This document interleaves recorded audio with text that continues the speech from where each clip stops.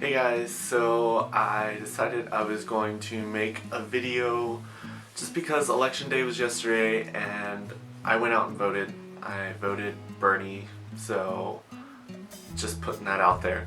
But I wanted to kind of make a video because I've kind of looked at people's comments and stuff on other people's posts and stuff on social media, and I kind of wanted to put a video out there just to kind of talk about the way I see things in the political field, and I kind of want to put out an analogy so people can kind of look at the way that they sound when other people are listening to what they post. So a lot of people have been posting saying that Bernie Sanders is asking us to pull a lot of money out of our own pockets to do some of the things that he's suggesting he would want to do as President of the United States. And then some people are saying that Donald Trump isn't asking the same thing, but the thing he's talking about, like building a wall, saying that Mexico is going to pay for it, what he's saying is that Mexico is already paying the United States right now, and that the wall that he wants to build would still come from those funds. But if you look at it, those funds are already being used here in the United States. So the fact that he is saying that what Mexico is currently giving us will go to fund the wall means that what that money that is currently being given to us as the United States, he's going to be using it to build his wall, which means that the current things that that money is funding is going to have to find funding from someplace else. So once again, we're at the same point of, hey, we're going to have to raise taxes and we're going to have to find new ways to spend money. Personally, I voted for Bernie just because he is attacking the problems that are really affecting us as United States citizens. And so far, he seems like the least corrupt candidate. I saw a post earlier today on Facebook where it's saying choosing the next president is going to be like choosing which STD you want. And it almost seems like that's the case because politicians have become so corrupt, and it's crazy. Honestly, the fact that when Donald Trump was giving his speech the other night and he was like, oh, I tweeted about and I put on Facebook. Personally, I know we are coming into the internet era of like things, but honestly, I don't really feel like I want to hear my president saying, ooh, I tweeted about this, and it kind of sounds very unprofessional to me. That's just my opinion. I mean, some of you guys might disagree with me, but that's just how I feel. But I kind of wanted to make this analogy just so that people can kind of see where I'm coming from. And I just feel like the United States in general has just become way too greedy.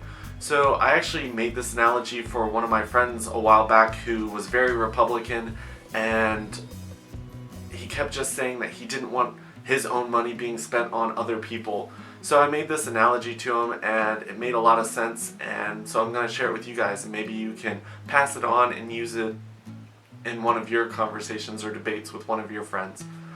So the way I put it was, there's a professor at a college and he's got this huge classroom. It's the first day of class and he has everyone coming in, and he divides the class into 3 sections.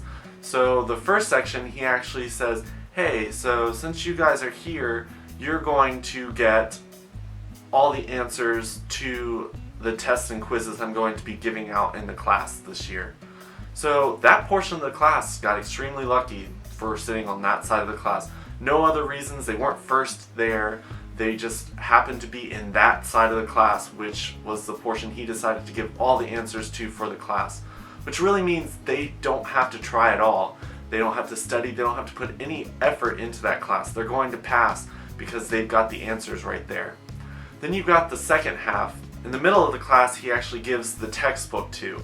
So not as good as the people who got all the answers, but they did get the textbooks, so they do have the option of passing that class as long as they study hard and actually go through the book that semester. So the last portion of the class is actually going to be given nothing at all. They're not being given anything. They literally know nothing. They're not going to be told what the class is about. They're not going to be told what to study, how to study, anything like that. They're just pretty much on their own. Good luck when the tests and quizzes come out. So the way I put this was, there are ways that the people that were given the answers to all the tests and quizzes could easily pass it down and help the people in the middle, or the middle people could easily give the textbook to some of the people in the portion of the class that got nothing. But for the most part, people are greedy here, and people that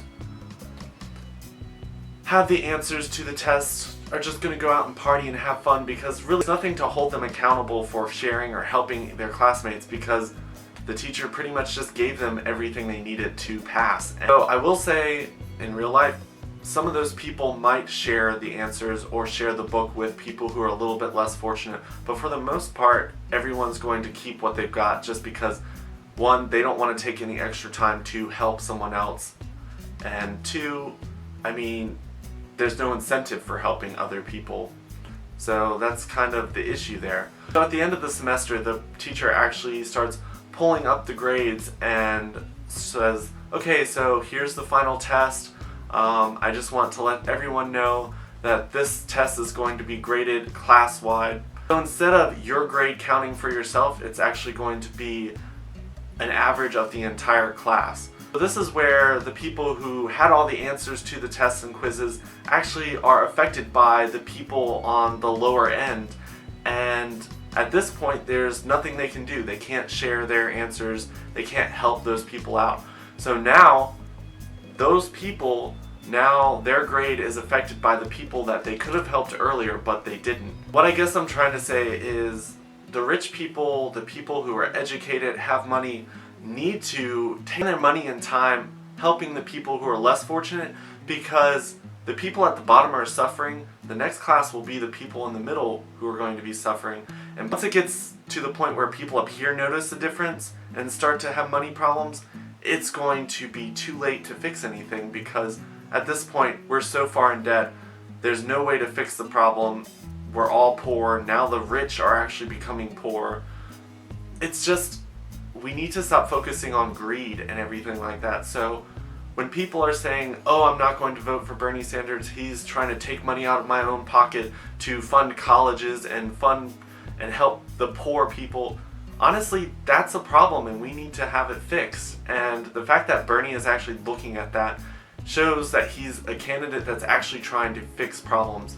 When I look at other candidates who are just blowing up and saying, oh, we need to throw all the Muslims out, oh, this is the problem, I almost feel like they're not even focusing on small things down here that could have just like this ripple effect and fix all these big problems up here.